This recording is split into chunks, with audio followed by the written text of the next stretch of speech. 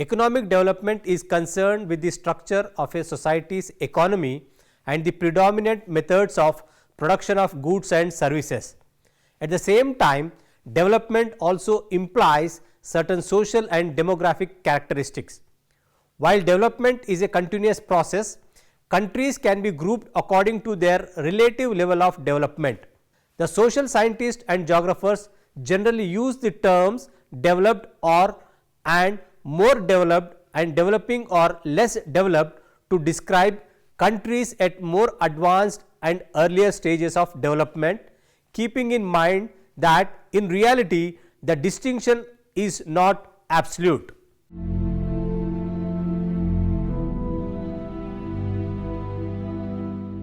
After listening to this module, you will be able to understand economic characteristics of development, to understand social characteristics of development, and you will be able to understand demographic characteristics of development and also Rostow's model of development. The World Development Report produced annually by the World Bank contains a compilation of world development indicators. This report provides statistical details of production, consumption and investment, demand, industrialization, energy consumption and supply, trade, capital flows, population growth, fertility, labor force, urbanization, health, education and income distribution for 196 countries. The state of development may be defined by such variables and by bringing them into quantitative or qualitative relationship with each other. The process of development may be modeled. They may also be used to calibrate a scale of development against which comparisons of the level and changes in the level of development within each nation state may be made. A large number of characteristics distinguish a relatively developed country from a less developed one. Compared to a developing country, a relatively developed country has relatively high levels of technology and material wealth produced by modern industries dependent on complex communication and transportation networks, which require an abundant supply of energy and other raw materials. The goods and services generated by these industries in relatively developed countries can be sold to consumers who have relatively high salaries earned as productive factory and office workers. The productivity is enhanced by a relatively extensive education system which produces a high degree of literacy in the society and by relatively extensive health and welfare systems. As a result, more developed countries are characterized by relatively low rates of birth, growth and infant mortality in general.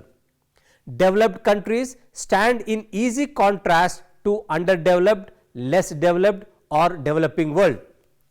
Underdevelopment from a strictly economic point of view suggests the possibility of desirability of applying additional capital, labor or technology to the resource base of an area to permit the present population to improve its material well-being or to allow populations to increase without deterioration in their quality of life.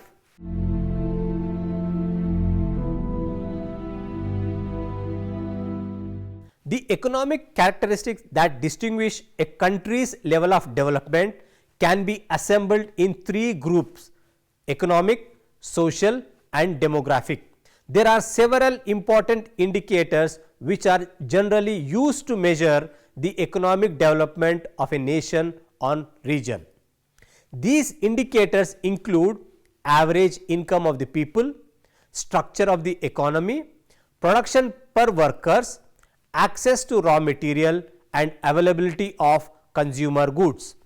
Coming to per capita income, in general, the more developed a country's economy, the higher the average income of its residents. A worker in a relatively developed country is likely to earn more money than that of a worker in a less developed country. In the developed countries, The higher level of consumption supports the expansion of industries that produce the desired goods and services. The measurement of per capita income is, however, a difficult task. Moreover, per capita income does not take into account exchange of services not performed for wages and compensation. Consequently, the figure usually employed to compare the income of different countries is the gross national product, which we call it as GNP. This is the value of the total output of goods and services produced in the country in a given time period. The difference of GNP per capita between the developed and developing countries is high and increasing. For example, in any countries of Europe and Canada and USA, the GNP is over $20,000 per year compared to about $100 for many countries in Africa. For example, Ethiopia, Niger, Somalia, and below $2,050 in Bangladesh, Bhutan and Nepal. The income needed to purchase goods and services in relatively developed countries is generated through a distinctive economic structure. A nation's economy can be divided into 5 sectors: primary, secondary, tertiary, quaternary and quinary. The developed countries are characterized by a low percentage of primary sector workers, while in the less developed countries primary sector is more pronounced and most of the workforce is dependent on agriculture. Coming to productivity, the productivity or output per worker is higher in those countries in which most of the people are engaged in the secondary, tertiary and quaternary sectors than those in countries dominated by primary sector economies. Workers in economically developed countries are more productive because they require less time to make a particular product, with most of the work done by machine rather than manually. The workforce can turn out a large quantity of products, resulting in larger amount available for people to consume and a large variety of products that can be made. Output can be measured by the value added in manufacturing, which is the gross amount of value of the product minus the raw material and energy cost. The value added per worker may be 30 times more in relatively developed countries than that in the developing countries. Coming to third point, that access to raw material. The development of an industrial economy requires proximity to raw material. Only those countries could develop fast which had an easy access to raw material. In the 20th century, the United States and Russia became the 2 most important industrial powers in the world, simply because they have a wide variety of raw materials needed for production. Many of the newly independent states of Africa and Asia have important raw materials that have been sold to the relatively developed countries for low prices. As some raw materials become more scarce, less developed countries possessing them can charge higher prices. Coming to commercial goods, in general, people in a relatively developed country will produce more material goods than people in developing country. Material goods are the goods manufactured in the factories of relatively developed countries as a result of demand generated by the relatively high salaries paid to workers in the factories and offices. In the developed countries, the consumption of cars, refrigerators, computers, internet, telephones and television per person shows the level of economic development. In these countries, almost all residents have access to these products. Contrary to this, in the developing countries, only a minority of the population has these goods. Moreover, these costly goods in developing countries are used mostly in the urban places. Coming to social characteristics of development, the production of a relatively high amount of wealth enables more developed countries to provide people with relatively advanced levels of education, health and welfare services. Education in general, the higher the level of development in a country, the greater are both the quantity and the quality of education available. The quality of education can be measured in two ways. One measure is the ratio of teachers to pupils. The fewer pupils a teacher has, the more likely each pupil will receive attention. Another measure of quality is literacy, the ability to read and write with understanding. The literacy rate, the percentage of a country's people who can read and write, will be more than 99% in a relatively developed country compared to less than 30% in many less developed countries. Education permits a higher degree of social mobility, the ability to achieve a higher social status. Higher status can be reached through opportunities for job improvement available primarily to better educated people. Second one, health. There is a strong correlation between development and health. Less developed countries suffer from relatively poor health conditions like lack of education and reflection of scarce financial resources. Health problems in less developed countries are aggravated by relatively poor diets as measured by the percentage of people who receive less than the recommended daily minimum amount of calories and protein. When people in less developed countries get sick, access to doctors or hospitals is more difficult, partly because each one has to serve a relatively large number of patients and partly because treatment is very expensive. Coming to third one, social security. The developed countries provide a relatively high level of financial protection to people who, for a variety of reasons, are not economically productive. Assistance is offered to the sick, elderly, poor, disabled, orphans, war veterans, widows and unemployed.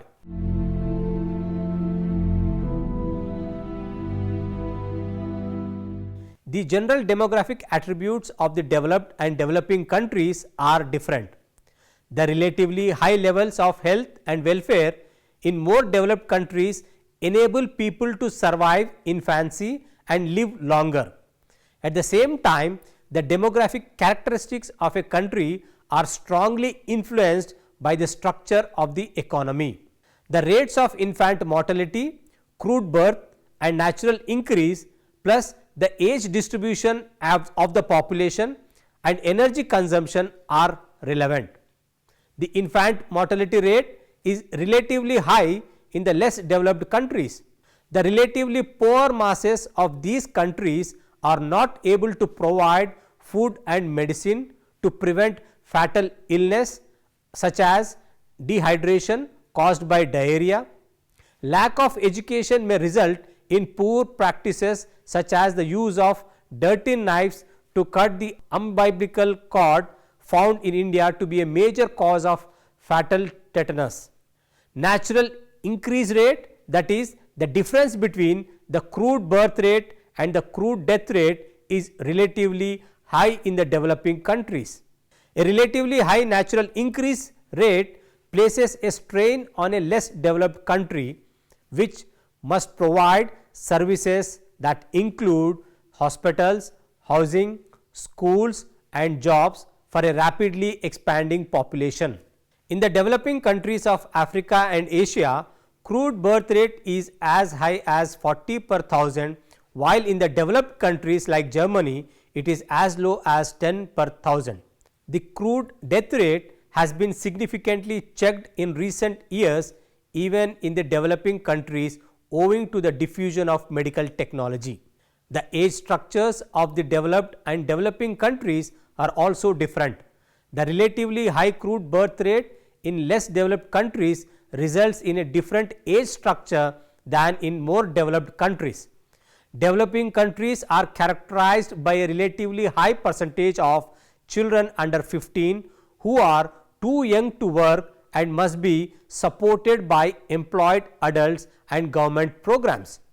The per capita energy consumption is a common measure of technological advancement of nations because it loosely correlates with per capita income, degree of industrialization and use of advanced technology.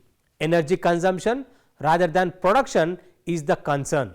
Many of the highly developed countries consume large amounts of energy but produce relatively little. The advanced countries developed their economic strength through the use of cheap energy and its application to industrial processes.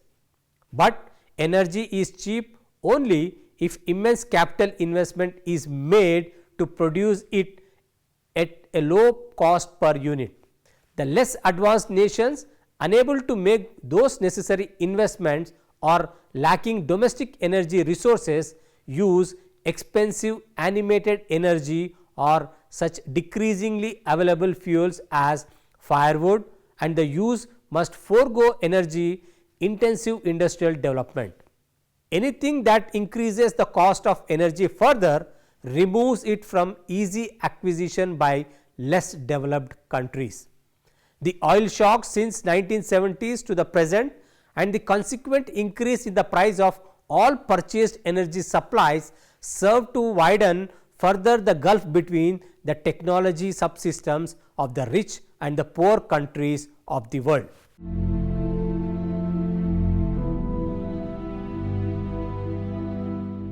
The American economic historian Walter W. Rostow postulated a 5-stage sequence of economic and social development through which he argued all societies may pass.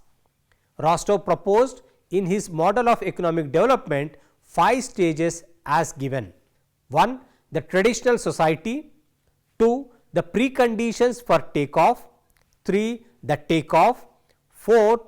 The drive to maturity, and 5. The stage of mass consumption. Coming to first one, the traditional society. The traditional society is characterized by a high percentage of people in agriculture and high spending of national wealth on what Rostow labeled for these model non-productive activities such as military and religion.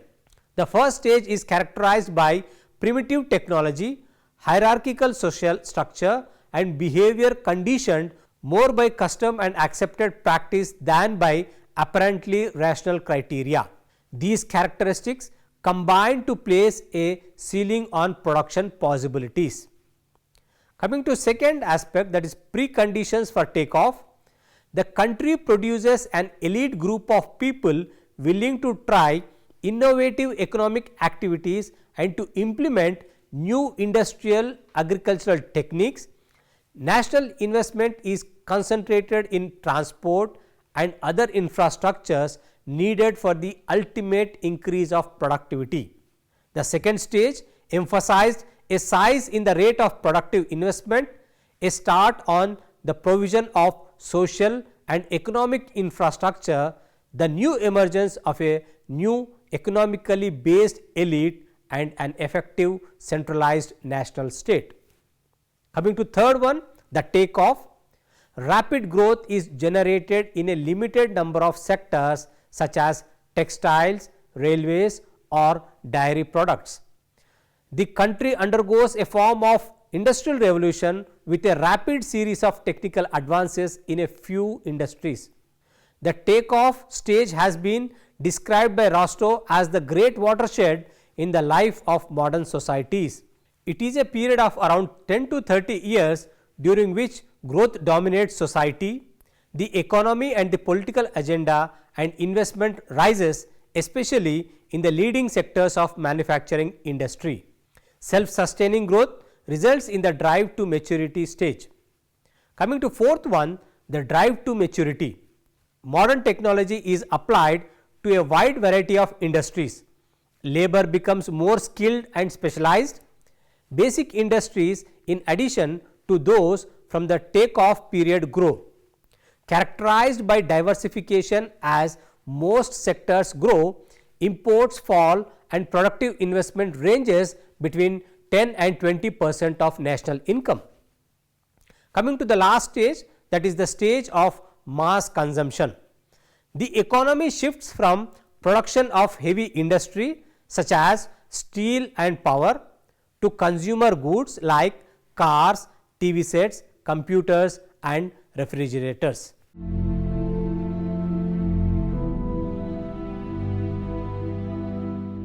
Each country according to Rostow's structure can be allocated to one of the 5 stages. The United States, for example, was in stage 1 during the colonial era, stage 2 during the first half of the 19th century, stage 3 during the middle of the 19th century and stage 4 until the early 20th century and stage 5 since then. The model offered to countries in stage 1 an approach from which to modernization following the general historical patterns of the relatively developed Anglo-American and West European countries.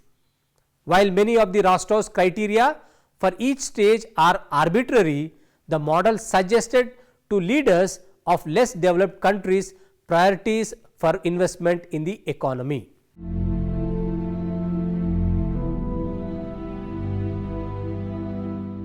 Rostow's optimistic projection for economic development was based on 2 factors. First, the relatively developed countries of Western Europe and Anglo-America had been joined by others in East Europe and Asia. If it could become more economically developed, why not other countries? Second, many less developed countries contained an abundant supply of raw materials. The countries could use those raw materials to generate the takeoff stage in economic development.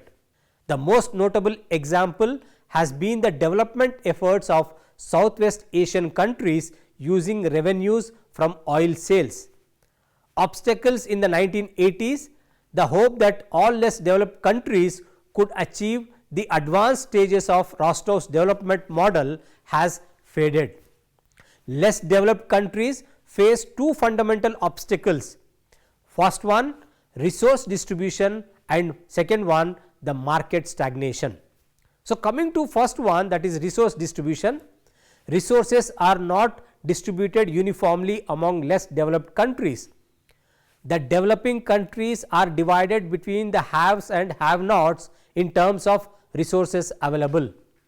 The Middle East countries have successfully moved to more advanced stages of development on the basis of oil revenues, but other developing countries have found that prices of their raw materials did not increase as rapidly as the cost of industrial products imported from more developed countries. In addition, less developed countries must pay higher prices for energy just as more developed countries do. Coming to second one, market stagnation. The world market for many products is expanding less rapidly than in the past. Relatively, developed countries have limited growth in population, consumer purchasing power and market size. Less developed countries must therefore generate markets at home or in other less developed countries where consumers do not have adequate incomes to pay for manufacturing goods. In view of changing world conditions, some developing countries reject the Rostow's development model and other similar models that emphasize emulation of Western development patterns.